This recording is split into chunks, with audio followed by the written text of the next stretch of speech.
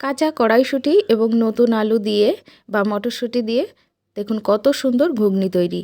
একদম দোকানের থেকেও বেশি টেস্টি তৈরি হবে, আর রুটি পরোটা কোনো কিছুর সঙ্গেই খাবেন, মুখে মিলিয়ে যাবে, এতটা টেস্টি হবে। তো চলুন এটা তৈরি করা যাক। তার জন্য কড়াইয়ে দিয়ে দিলাম কিছু পরিমাণ সর্ষের তেল, সেটাকে ভালো করে গরম করে নেব। আর ছোট নতুন আলু এখানে সেদ্ধ করে নিয়েছি, আর তার খোসাটাও ছাড়িয়ে নিয়েছি, সাথে অল্প একটু লবণ হলুদ দিয়ে এটাকে ভালো করে ভেজে নিতে হবে। মটরশুঁটি যেহেতু খুবই সফট হয়, তাই আমি আলুগুলোকে সেদ্ধ করে নিয়েছি যাতে ঘুগনিটা তাড়াতাড়ি রান্না হয়ে যায়।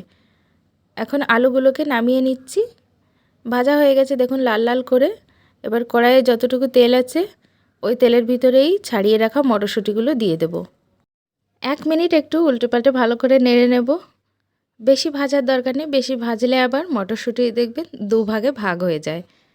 সেজন্য 1 মিনিট নাড়িয়ে চাড়িয়ে কাঁচা গন্ধটা চলে গেলে এটাকে নামিয়ে রাখতে হবে।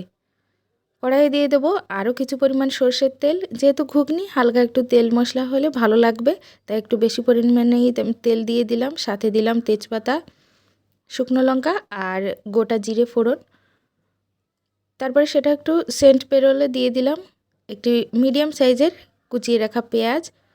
পেঁয়াজটা হালকা একটু ভাজা হয়ে গেলে দিয়ে দিচ্ছি গ্রেট করে রাখা আদা রসুন 1 চামচ। তার সাথে দিলাম 1 চামচ লাল লঙ্কা গুঁড়ো, 1 চামচ কাশ্মীর লাল লঙ্কা গুঁড়ো, আর সাথে দিয়েছি 1 চামচ জিরা গুঁড়ো। এবার ভালো করে এটাকে একটুখানি নেড়েচেড়ে কষিয়ে নিলাম। ভেজে রাখা মটরশুঁটি আর নতুন আলুগুলোও দিয়ে দিলাম।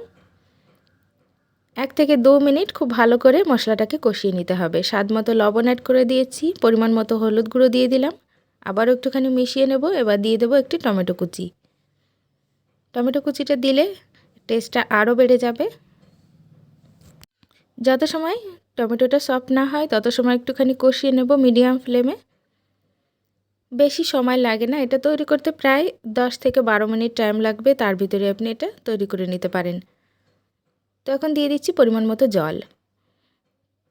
ভালো করে মিশিয়ে নিলাম, আর ঢাকনা লাগিয়ে প্রায় 3 থেকে 4 মিনিট হাই ফ্লেমে রান্না করলেই কিন্তু তৈরি হয়ে যাবে।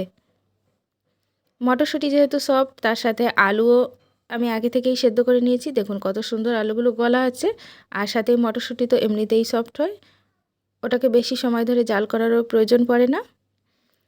তো 2-3 মিনিট পর দিয়ে দিলাম 1 চামচ মতো গরম মশলা গুঁড়ো। আপনারা চাইলে এখানে মিট মশলাও ব্যবহার করতে পারেন, তাতে টেস্টটা আরও সুন্দর আসবে। বেশি ঝোল রাখলে কিন্তু এর টেস্টটা ভালো লাগবে না, তাই অবশ্যই এরকম মাখো মাখো ঝোল হলে তখনই কিন্তু এটাকে নামিয়ে নিতে হবে।